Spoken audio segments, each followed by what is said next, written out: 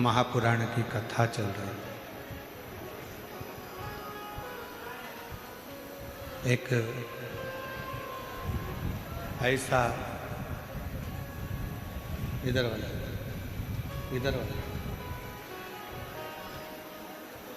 एक ऐसा शिव भक्त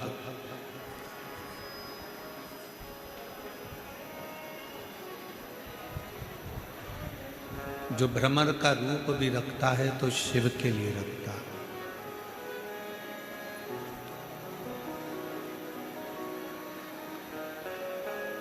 और केवल शिव के सिवा वो कहीं अपने मन को लगाता भी नहीं।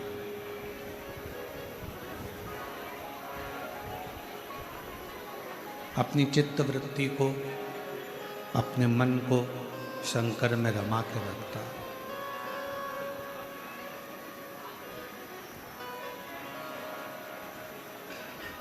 कई लोग कहते हैं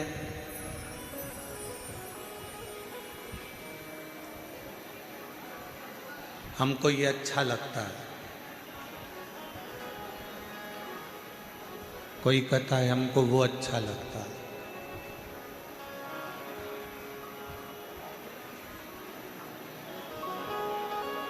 देखो, जब तक बच्चे रहोगे तब तक हमने देखा है, लोग कहते हैं मेरे मम्मी मेरे पापा, मेरे मम्मी मेरे पापा, मेरी आई मेरे बापू, मेरे भाऊ, उनको ये अच्छा लगता है।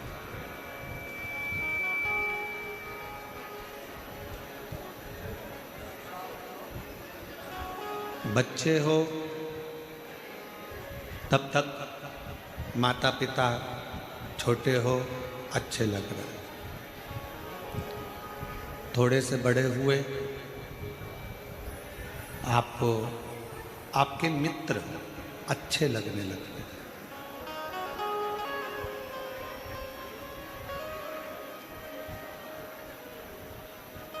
पहले माता पिता अच्छे लगे, फिर मित्र अच्छे लगने लगे,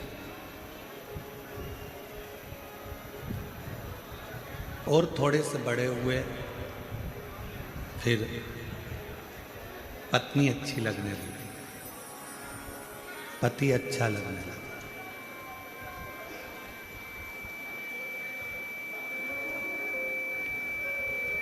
फिर और थोड़ा सा समय निकला कि आपको आपके खुद के बच्चे अच्छे लगने लगे।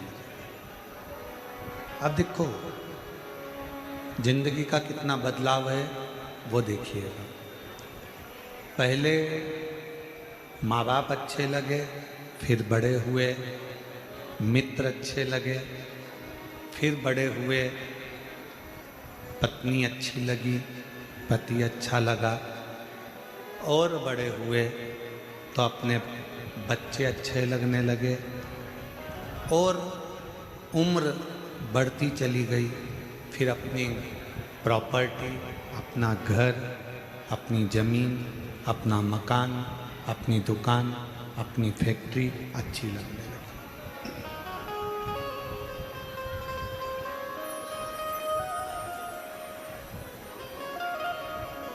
शिव महापुराण की कथा कहती है ये सब कुछ आपको अच्छा लगे, मना नहीं, लगना चाहिए।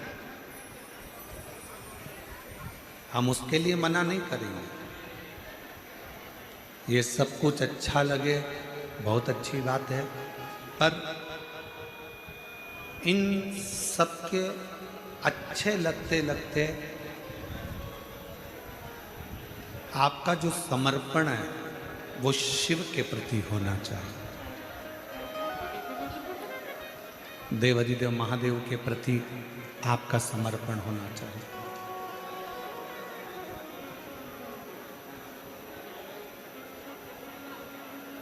अच्छा लगने वाली जो क्रम है, अच्छा लगने वाली जो कीर्ति है, अच्छा लगने वाली जो प्रीति है, ये तो कभी भी बदल सकती है। कभी भी बदल सकता है।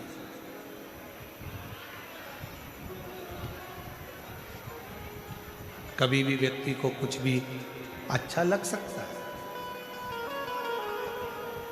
पर शिव महापुराण की कथा कहती है आप अच्छा लगे ये अलग विषय है, पर आपका समर्पण कैसा है। मूल है आपका समर्पण, मूल है आपका समर्पण भाव।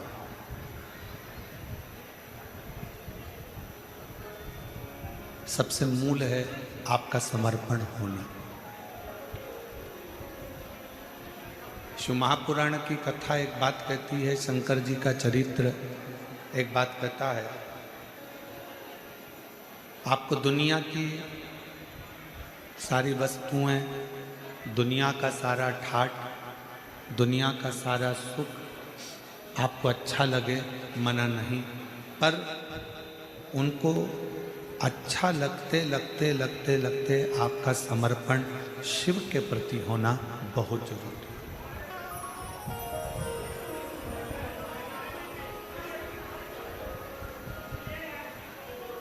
हमारे भारत की भूमि पर एक शिव लिंगायत संप्रदाय है।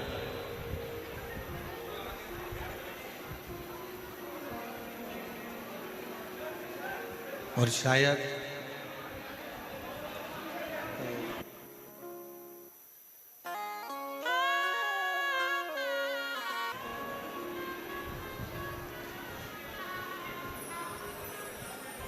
जिस संप्रदाय में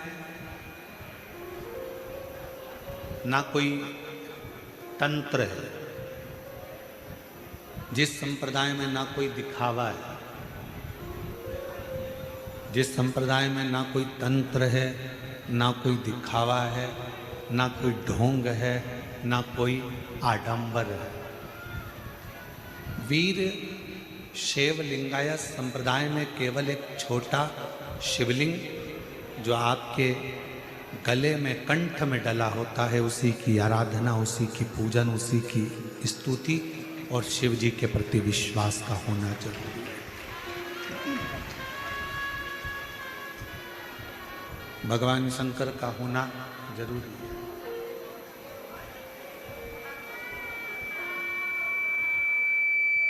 और इस वीर शैव लिंगायत संप्रदाय के अंतर्गत, वीर शैव लिंगायत संप्रदाय के अंतर्गत एक शिवलिंग को ही केंद्र माना जाता है। इसमें भगवान शंकर को ही केंद्र मान लिया। अंदर की आवाज बढ़ाओ, बाहर की आवाज अंदर आ रही है। बाहर की आवाज थोड़ा डाउन करके अंदर की आवाज थोड़ी सी कर खोलिए। वीर शैव लिंगायत संप्रदाय में केवल एक शिवलिंग को केंद्र बिंदु माना गया और उनका मूल विश्वास केवल एक शिव है। उनका एक मूल विश्वास केवल एक शंकर है।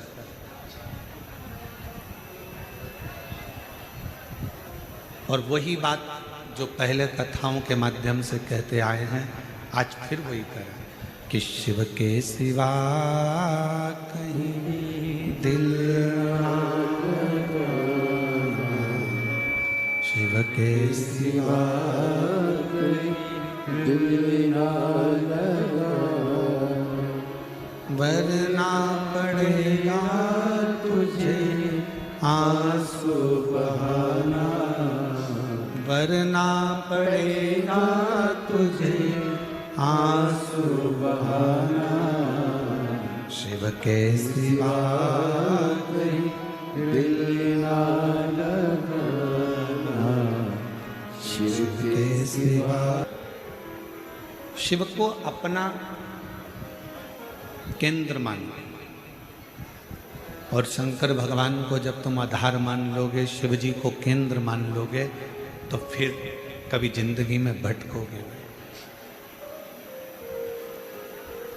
हमारी भटकन कब तक है? हम कब तक भटक रहे हैं?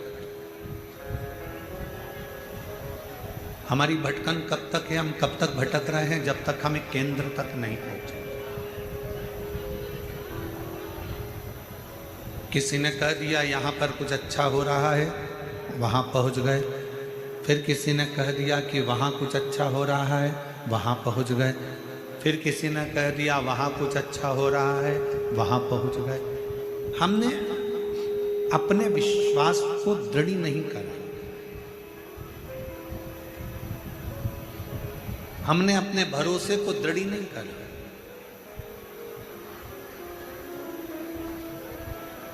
और वीरशैव लिंगायत संप्रदाय ये हमको बता देती है कि हमारी श्रेष्ठता हमारे विश्वास पर।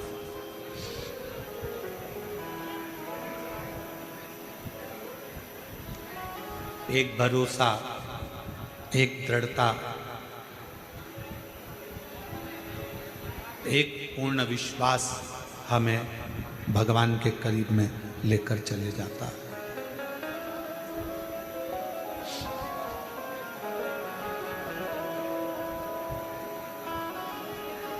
और जब तक हमारा विश्वास, हमारा भरोसा पूर्ण नहीं होगा, तब तक भगवान का मिलना मुश्किल है। दो व्यक्ति हैं,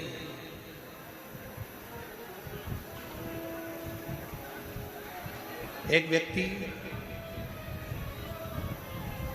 थोड़ा गड़बड़ी कर दिया, थोड़ा सा कुछ काम बेकार कर दिया, उसको 4 लोगों ने पकड़ लिया रोड पर, और रोड पर पकड़कर उसको थाने की ओर ले जाने लगे।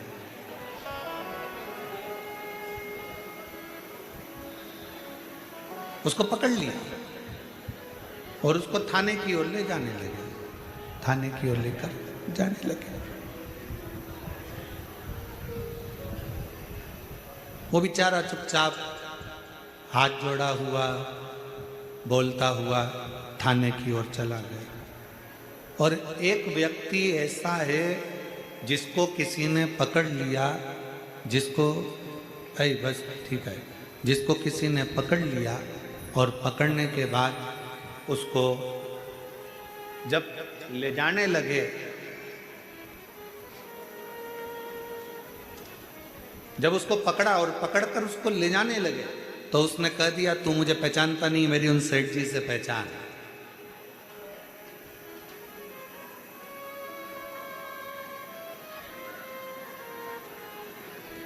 तू मुझे जानता नहीं है, मेरी उन सेठ जी से पहचान। और तो मुझे जान नहीं रहा है, तो मुझे पहचान नहीं रहा। कौन सेठ जी? उस व्यक्ति से पूछा गया तेरे सेठ जी का नाम बता, और जैसे ही उसने अपने सेठ जी का नाम बताया और उस व्यक्ति को छोड़ दिया। अब एक व्यक्ति को पकड़ा तो सीधे थाने तक लेकर चले गए, थाने में ले जाकर बंद भी कर दिया। सहज था, सरल था, सीधा था, उसको ले जाकर बंद।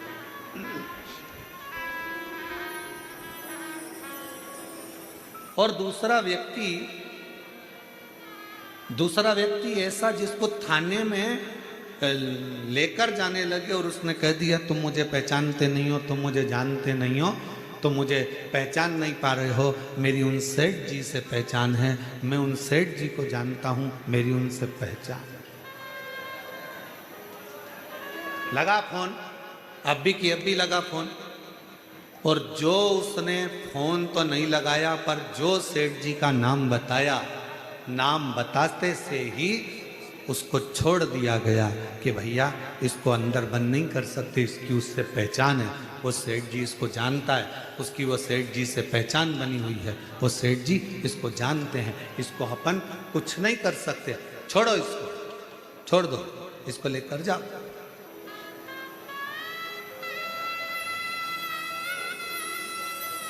अब जरा विचार करिएगा, आप बंद भी कर दिया, उसको थाने में ले जाकर छोड़ भी दिया, उसको थाने में पहुंचा भी दिया, और दूसरा वो व्यक्ति जो अपने सेठ जी का नाम बताया और उसको छोड़ दिया गया कि इसकी पहचान उन सेठ जी से है, उसको छोड़ दो। बस शिव पुराण भी यही कहती है। जब तुलसीदास बाबा भी यही वर्णन करते हैं, तुलसीदास जी भी यही कहते हैं, कबीरदास जी भी यही कहते हैं, हमारे संत भी यही कहते हैं कि भगवान का नाम यदि तुम्हारी घट की जिह्वा में समाया हुआ होगा, ऊपर यमदूत भी अगर आपको बंदी बना कर ले जा रहा होगा और आपने अगर वो शिव रूपी सेठ का नाम ले दिया तो वो छोड़ दिया जाए।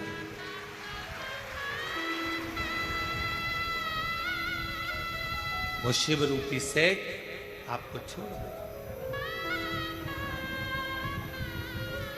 इसकी पहचान उससे, इसकी पहचान उस देवाधिदेव महादेव से है, शंकर से।